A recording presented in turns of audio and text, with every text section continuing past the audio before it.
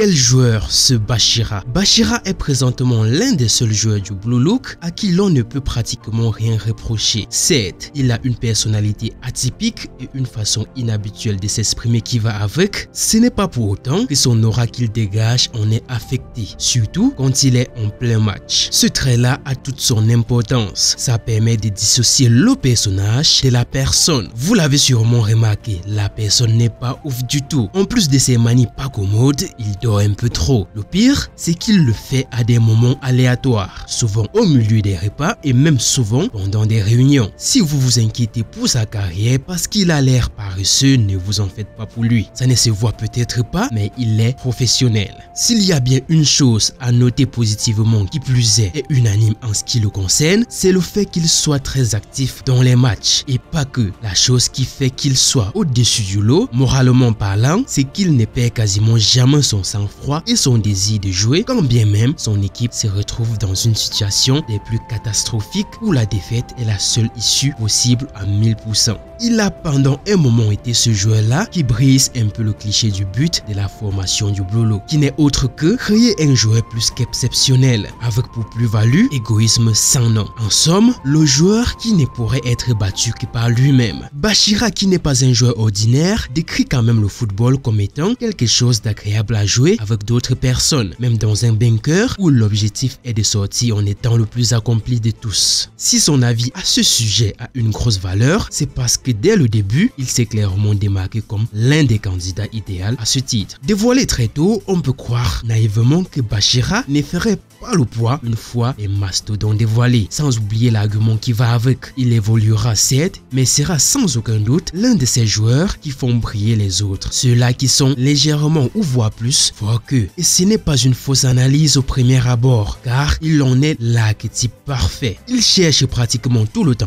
un joueur capable de suivre son jeu afin de concocter le duo explosif. Ce genre d'attitude, on l'a vu dès la deuxième sélection, que ce n'est pas du tout l'attitude à avoir si l'on vise véritablement ce que le projet Blue Look vend. Heureusement pour Bachira, il ne se repose pas forcément sur ses coéquipiers. Il est naturellement capable de faire la différence par lui-même. Contrairement à Isaki, qui après la deuxième sélection s'est retrouvé en difficulté face à ses anciens coéquipiers qui ne l'arrivent même pas à la cheville, même si à la fin, il a surmonté ça. Si le but ultime du Blue Look est véritablement un seul joueur unique pour poursuivre l'aventure, même si on n'y croit pas, le rôle de médiateur que Bachira a très souvent l'habitude de mettre en avant devra faire place à son côté étincelant à chaque touche de balle, comme l'est ses coéquipiers quand il est avec l'équipe de Rennes. Bachira a toujours été au-dessus du lot, à contrario de ses homologues qui eux se sentaient trop supérieurs aux autres à tel point qu'ils trouvaient le foot beaucoup trop facile ou ennuyeux. Bachira pensait que le problème était plutôt lui. Pas un gros gabarit, il a subi, vous vous en doutez bien, une bonne discrimination de ses coéquipiers, une bonne petite victime, je pense qu'on peut le résumer ainsi. Pourtant le problème n'a jamais été lui, mais les autres. Voilà pourquoi il est parmi les candidats idéaux.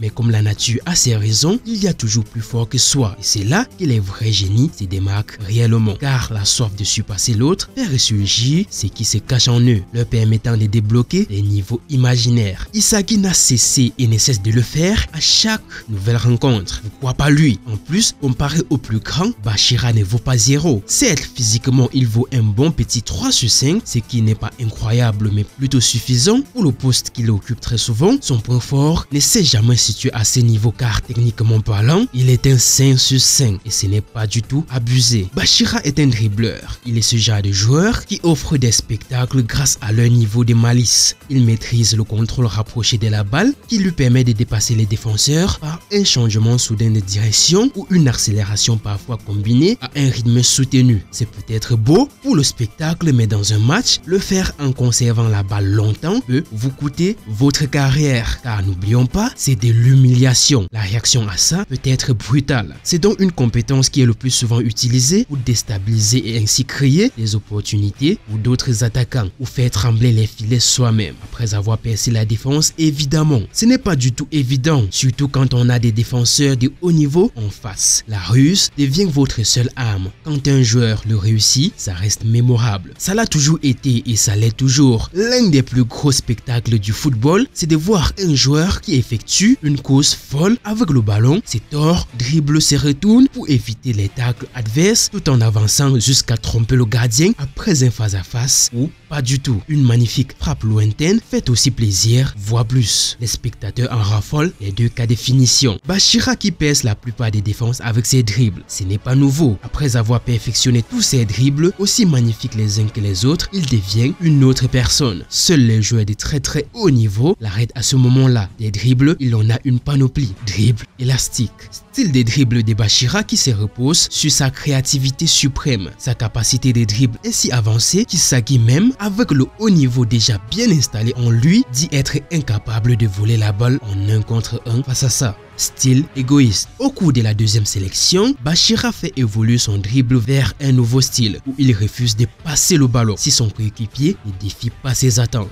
Efficacité, ah ouais, ça y est. L'effet dévastateur lorsqu'il dribble Isaki, puis affronte les 3 autres pour passer au but, on est la démonstration. Ciseaux, hyper vitesse. Bachira exécute une feinte de ciseaux à une vitesse incroyable, ce qui le rend difficile à suivre. Tour de Marseille. Oui, vous avez bien entendu, Marseille. Sauf qu'il ne s'agit pas de la ville ici. Afin de contourner un adversaire, il effectue une roulette presque immédiatement après ses feintes de ciseaux permettant de perdre complètement le défenseur. Noix de muscade. Lors de la deuxième sélection, Bachira a pu exécuter une triple muscade sur Isaki, Shigeri et Baro, le tout successivement, démontrant ainsi que ses capacités techniques ne sont pas là pour faire office des statistiques internes inexploitées. On ne va pas tout citer, il y en a plein d'autres, mais une fois de plus, Bachira, c'est le meneur parfait. Passer la balle quand il le faut, même dans des moments avec une mini brèche, il est le patron. Nombreux de ses passes reçues par la bonne personne ont toujours fini dans les caches. C'est ces passes appelées passes clés. Il en a d'autres qui ne servent pas forcément à marquer directement,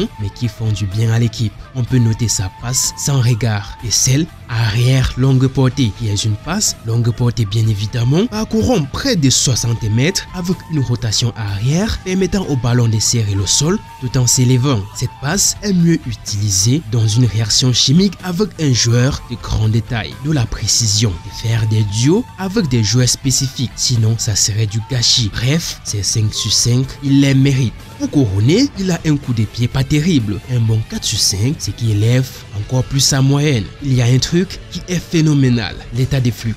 Bachira y entre très souvent. Vous pouvez considérer ça comme la zone d'un Kuroko no Basket. Une fois dedans, vous le savez aussi bien que moi, c'est une autre personne. Il le fait assez naturellement. Imaginez quand il a fallu, il change pour ne plus être le fameux médiateur de l'équipe. Devenir la lumière qui scintille, il le fallait à tout prix. Des joueurs d'un niveau stratosphérique lui faisaient ombre. Avec Isaki, c'était un peu différent car l'écart n'était pas aussi haut. En plus, gravir autant de niveaux dans le Blue Look, ce n'était pas pour compter ou projeter Isaki plus tard. Rien ne garantit qu'ils finissent ensemble. En plus, Isaki ne fait pas des quartiers. Son évolution est un peu trop élevée après chaque fin de match. Talentueux de nature, pendant son enfance et son adolescence, il a très souvent été victime en raison de sa personnalité unique et de ses compétences extraordinaires dans le football. Cela a entraîné une sorte de traumatisme qui lui fait craindre d'être seul dans une pièce. Le fait que plus jeune, personne ne comprenait son jeu, par conséquent rejeté, a causé ce traumatisme en lui. Il a alors imaginé un ami en lui qui au finish l'inspirait pendant le match. Après son arrivée au Blue Look, Bachira rencontre des gens qui le comprennent ou qui ne le discriminent juste pas. Un était comme lui. Selon son pressentiment, ils sont devenus très vite des réels amis. Leur jeu qui s'emboîte parfaitement a encore plus consolidé la chose. Ils ont enchaîné victoire sur victoire et même quand les équipes furent divisées, il était toujours avec Isaki et le pire est arrivé. Humiliation. Même si pris par l'équipe adverse, juste pour se conformer à la règle, Rin, le plus fort, verra en lui quelque chose de différent. Lui, qui est toujours seul, s'entraînera avec lui, le reprochant même pendant les entraînements de ne pas être assez rêveur et entreprenant. Bachira finira par dépasser son adversité et prendra même la décision de devenir plus compétent et puissant sur le terrain, déterminé à devenir le meilleur attaquant du monde et n'est marqué que pour lui-même. Voilà le nouveau Bachira. Il ne donnera le ballon à quelqu'un que s'il possède le potentiel de l'inspirer et de l'aider à jouer le style de football qu'il aimerait jouer. Il devient donc ce que le système Blue Look veut qu'il soit. Et juste pour ça, il n'a pas joué contre Isaki pour perdre mais pour gagner. Il les a d'ailleurs bien fait baver, Bachira a également renforcé sa détermination à continuer d'aller plus loin. Il a continué à ne broncher devant personne et est devenu un véritable monstre balle au pied. Est-ce mauvais? Vous de me le dire. Quand il passe en U20, c'est un phénomène et plus encore. Bref, il est juste devenu lui. Yo, I ain't here for the money, I ain't here for the fame. Though it might be nice to own a jet plane, I'ma do it all for you. Come along and see it's true, but the world